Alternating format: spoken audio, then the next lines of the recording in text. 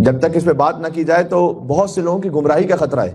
ایک جگہ ہم نے ایک کیپشن لکھا ہوا دیکھا جس پر ہماری ہی کوئی صاحب گفتگو کر رہے ہیں، بظاہر ہمارے ہیں، باقی تو اللہ جانتا ہے، کہ کربلا کے شہیدوں میں ایک سنی شہید لکھا تھا۔ یہ بھی 2-3 دن پہلے کی بات ہے۔ زہیر قین علیہ السلام کی مثال دی تھی۔ میں کہتا ہوں حیا نہیں آتی ایسی باتیں کہتے ہوئے۔ زہیر قین کی اس زندگی کو سامنے رکھ کے یہ سوء استفادہ کیا گیا کہ زہیر واقعاً ان خلفاء کو برحق سمجھتے تھے، یہ اس میں کوئی شک نہیں، اس لیے امام حسین علیہ السلام کو وہ اوائڈ کر رہے تھے، امام سے ملاقات نہیں کرنا چاہتے تھے، یہ سب تاریخ میں موجود ہے۔ لیکن جب ایک مرتبہ ابا عبداللہ الحسین علیہ السلام سے ملاقات ہو گئی اور پھر امام حسین علیہ السلام کے لشکر میں شامل ہو گئے، میمنہ اور میسرہ کے سرداروں میں آپ حبیب ابن مظاہر اور زہیر قین کا آپ کو نام ملے گا۔ یعنی امام حسین علیہ السلام اپنے لشکر میں کسی ایسے کو لینا چاہیں گے کہ جس کے دل میں اب تک انہی کی ماں کے قاتلوں کے لیے محبت موجود ہے۔ ذرا سوچے تو صحیح اس کا نتیجہ کیا نکلتا ہے۔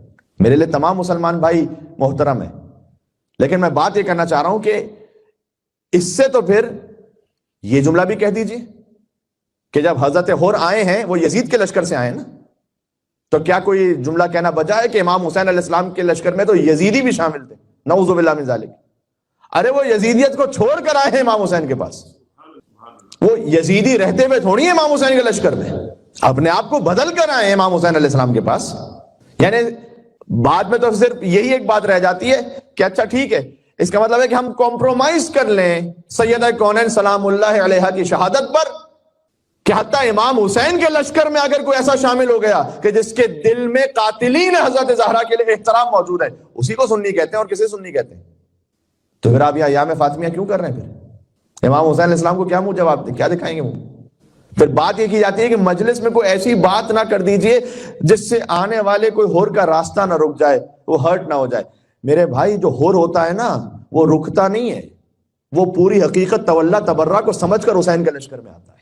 پھر بات یہ کی جاتی ہے کہ مجلس میں کوئی ایسی بات نہ کر دیجئے جس سے آنے والے کوئی ہور کا راستہ نہ رک جائے، وہ ہرٹ نہ ہو جائے۔